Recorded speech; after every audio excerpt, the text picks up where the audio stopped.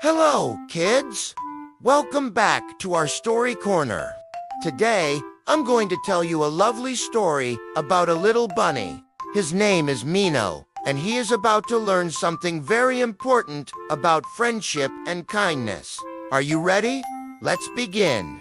Once upon a time, in a bright green forest filled with tall trees and colorful flowers, there lived a little bunny named Mino. Mino was a happy bunny with long, floppy ears and a fluffy white tail.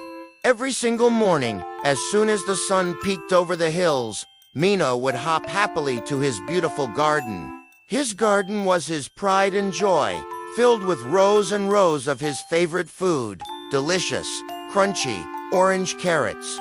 He loved pulling them from the rich soil, feeling the crisp snap as they came free. He would carefully place them in his little wicker basket, always making sure to pick enough to share with his loving family for breakfast.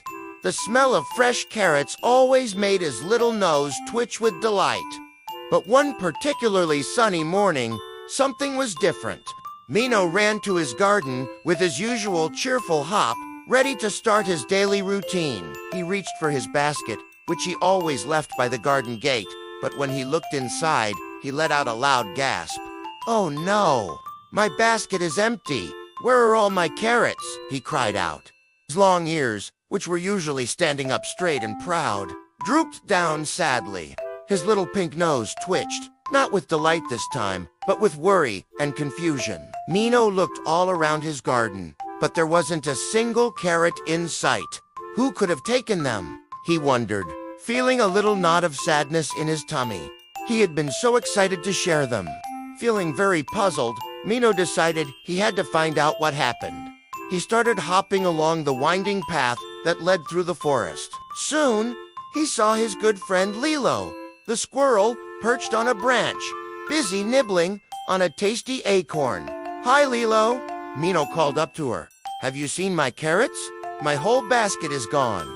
Lilo stopped nibbling and scurried down the tree, her fluffy tail twitching with concern.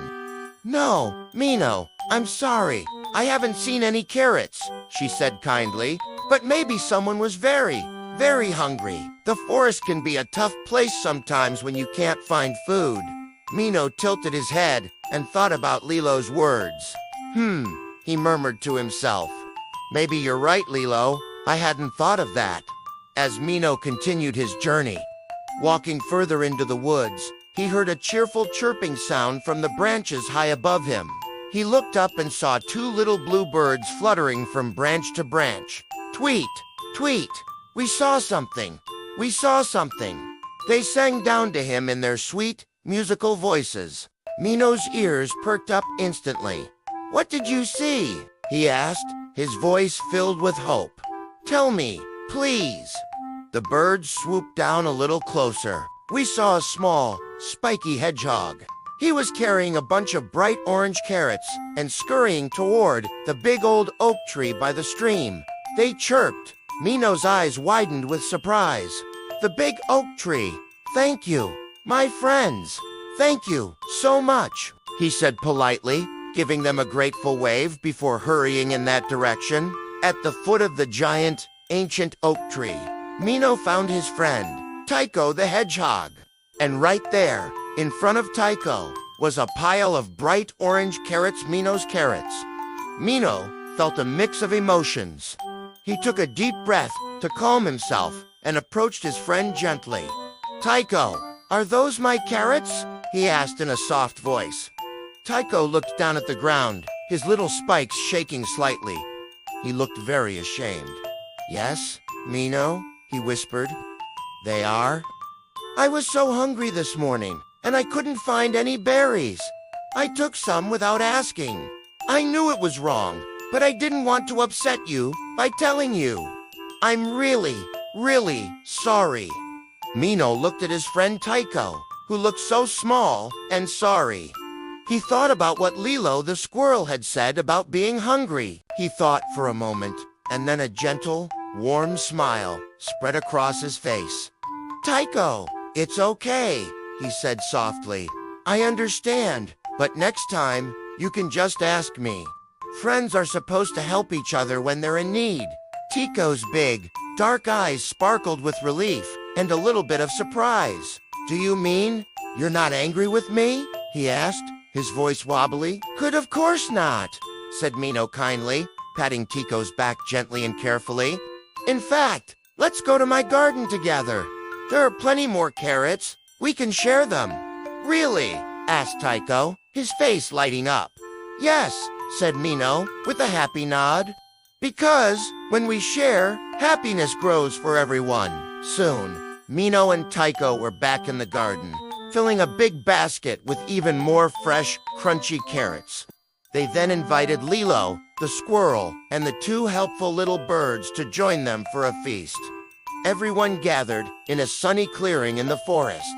Mino, Tycho, Lilo, and the birds all munched happily together, sharing stories and laughter. The forest was filled with the sounds of happy friends.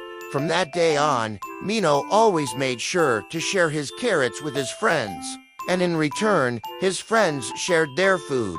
Lilo shared her crunchiest nuts. The birds brought sweet, juicy berries, and Tycho found the most delicious wild apples. No one in their little corner of the forest was ever hungry again, and their friendship made every day full of joy. And that's the end of our story.